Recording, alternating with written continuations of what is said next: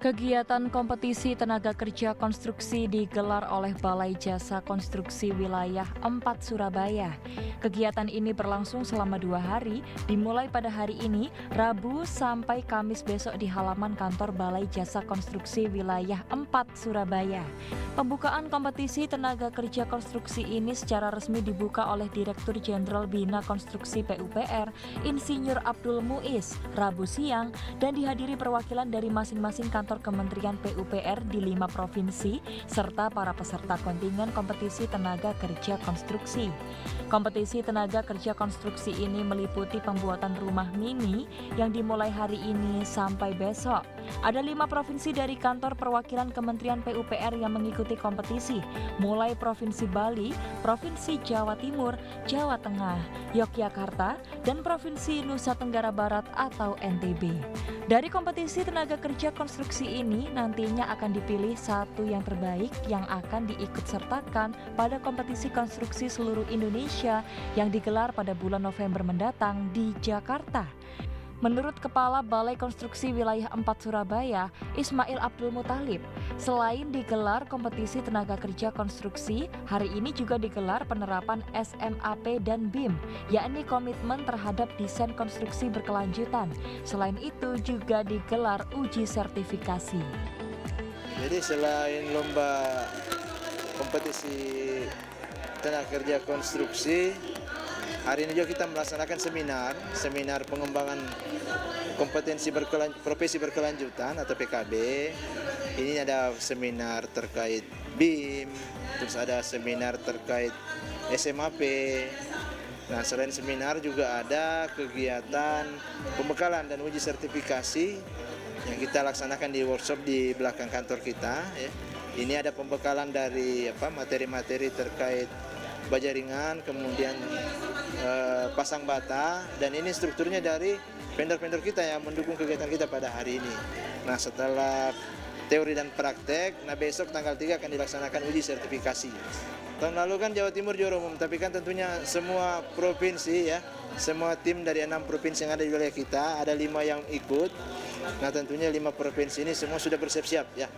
Nah, siapapun yang akan memenangkan kompetisi pada hari ini, seleksi pada hari ini, ya tentu kita mengharapkan bisa membawa gelar juara umum kembali ke wilayah kerja kita, Balai Jasa Konstruksi Wilayah 4. Sementara itu, Direktur Jenderal Bina Konstruksi PUPR menyampaikan, kompetisi tenaga kerja konstruksi ini sudah digelar sejak tahun 2022 dan sampai saat ini, setiap tahun mengalami peningkatan.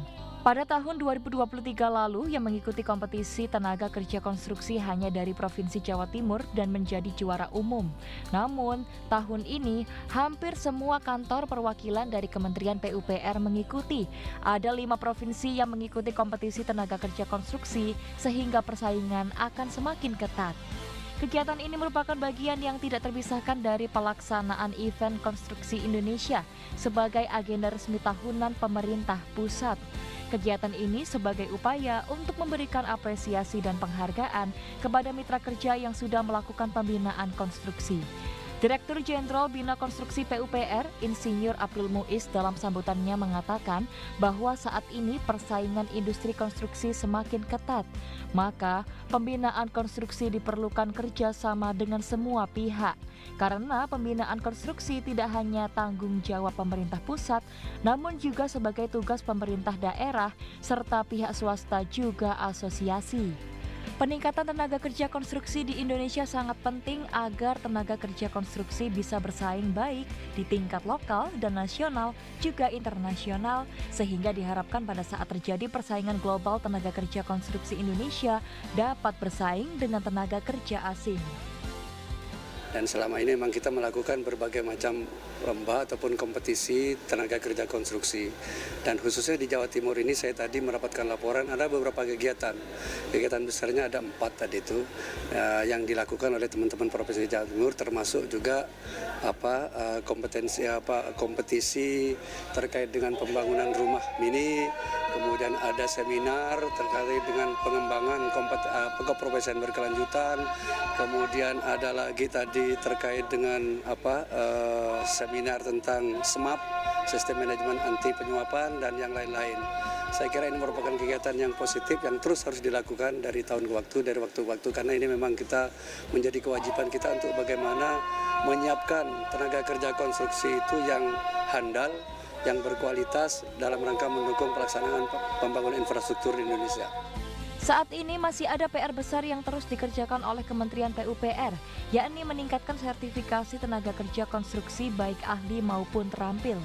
Karena jumlah tenaga kerja konstruksi mencapai 8,3 juta, namun yang sudah memiliki sertifikasi konstruksi baru perkisaran 700.000 orang. Maka menjadi kewajiban bersama untuk melakukan sertifikasi tenaga kerja konstruksi. Ayul Andim, Aga Silasura, CTV.